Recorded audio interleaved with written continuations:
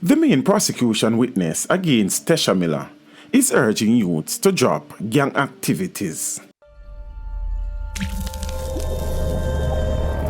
Teach them!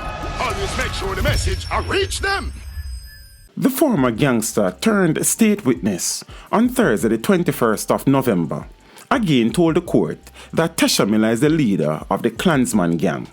The main witness made the admission in the Home Circuit Court during re-examination by the prosecution. Miller is currently on trial for being an accessory before and after the fact in relation to the June 27, 2008 murder of then Jamaica Urban Transit Company chairman Douglas Chambers.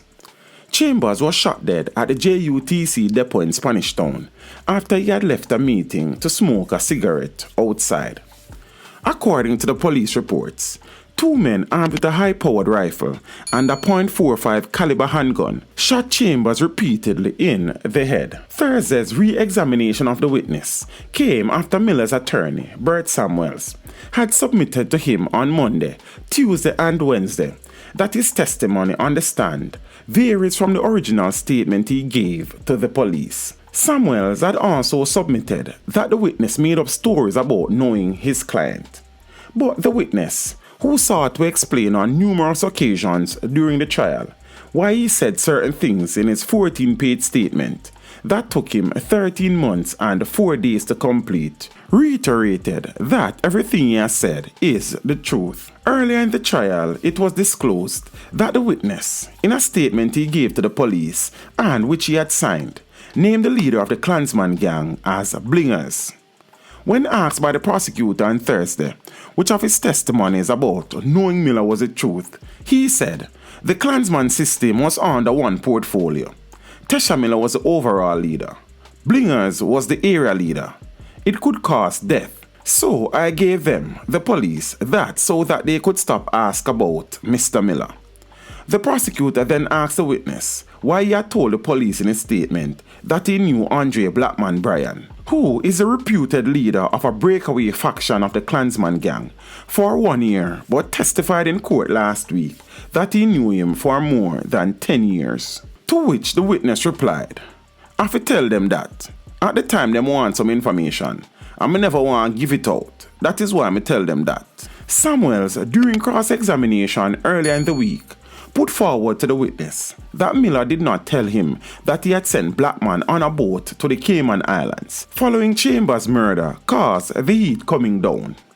When the prosecutor asked the witness what he meant by caused the heat coming down, he replied police was looking for him. The 29-year-old witness, who received a life sentence for murder, admitted to giving a statement in another name to escape additional charges.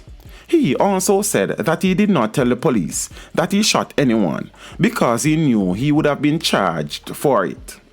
Samuels had also put to the witness that he was not being truthful, as he had told the police that he was 9 years old when he dropped out of school, but testified that he left school at 7 years old after his mother died.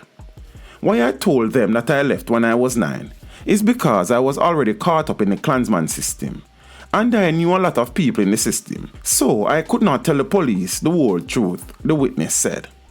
In relation to the witness's admission this week that he had killed a lot of people, the prosecutor asked, "Were you embarrassed by saying you killed enough people?"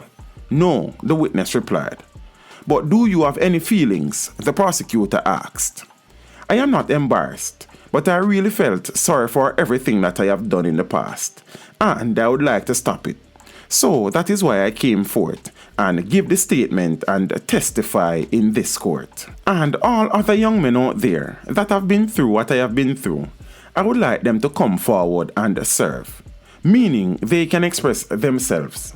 Find a police that they can trust to tell their problems and what they have been through," the witness said. "Why did you tell the police you knew Tesha Miller for a short time?" the prosecutor asked. "If we, as a member of the Klansman gang, give certain information about the Don, we can end up dead. So I tried to keep that from the police. But me make up my mind say, me I'll come forward and try and stop certain things if I can," the witness replied. When the prosecutor asked the witness why he had not mentioned Brocky, one of the men accused of killing Chambers, In his statement, the witness said, because Brocky is already dead. So when I was giving the statement, I thought it did not make sense to go further into his involvement. Moments after the court resumed on Thursday, following a 5-minute break due to a lizard that was in the jury box, the witness told the court that he deliberately said he was a single youth and that he had no family. When the prosecutor asked him to explain why he said he was a single youth, the witness said, I know I have family out there. 13 of them have died, so I try my best to stay away from them because of the statement that I have given.